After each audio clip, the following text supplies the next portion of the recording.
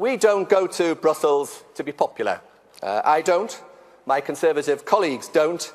We go to defend the interests of our constituents and our country. And sometimes, of course, that means standing alone. But over the last 4 years, things have changed. We're on our own less often. Other Europeans, decent people who love their countries and believe in democracy, have joined us. We've gone from being a solitary voice to being a growing official opposition. And it was our Prime Minister, David Cameron, who started this change. In 2009, he joined with like-minded leaders from across the EU and formed the European Conservatives and Reformists group that I am proud to lead in the European Parliament. We have allies in 13 countries, and many of them, I'm pleased to say, are here with us today, from the Czech Republic, from Poland, from the Low Countries, from the Baltic states, from the Balkans, from the Caucasus, from Italy, Hungary, Slovakia and Scandinavia. They are my friends, they are our party's friends, so let's welcome them here to our conference today.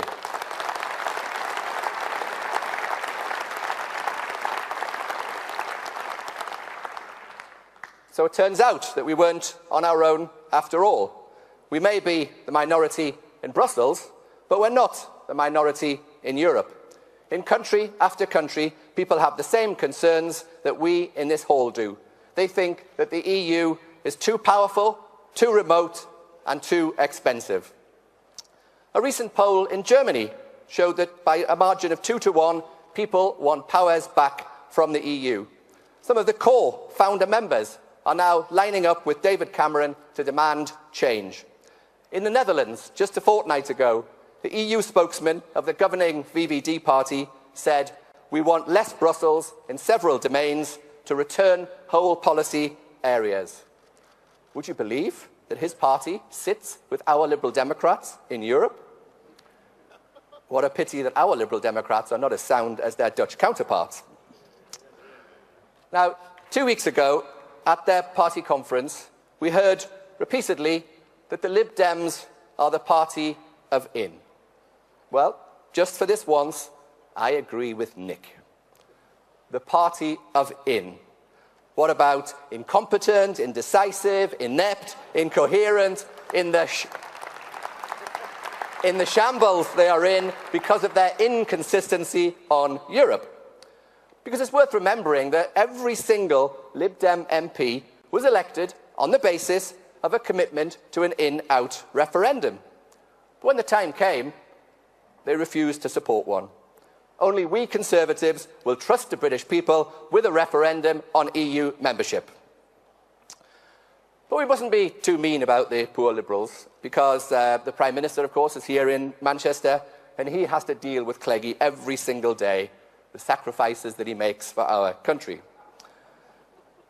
A few weeks ago, in the European Parliament, we held a debate with François Hollande, the French socialist president, and I was able to thank him for 2 things. Firstly, for kindly using his country as a test case, a grisly picture of how a Miliband-led Britain would look: overtaxed, exhausted and bankrupt. And secondly, for using his punitive taxes to drive many excellent French businesses to London, and rather more importantly, I hope you'll agree, some excellent French footballers to Newcastle United.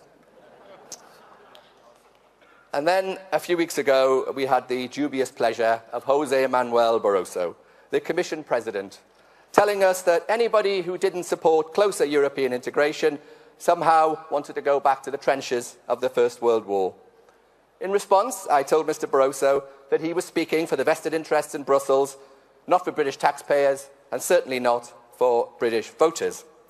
What he did next was fascinating. He responded by talking up UKIP. It was a little bit like Godfrey Bloom supporting Mumsnet. So ask yourself, why would José Manuel Barroso want UKIP to do well at our expense?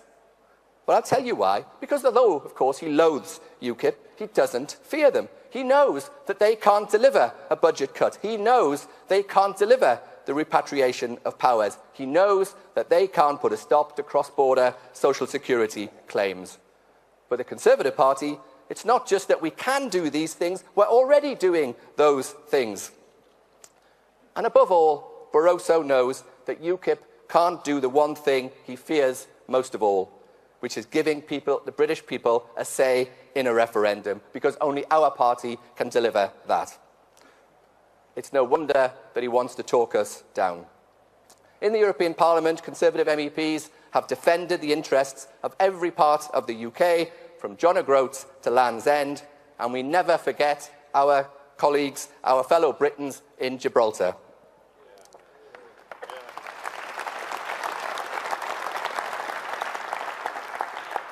So, Conference, let's build on our new group successes by returning even more Conservative MEPs next year, because there is only one party that can deliver radical reform, can deliver renegotiation, can deliver a referendum, and that, of course, is our Conservative Party. Thank you very much indeed.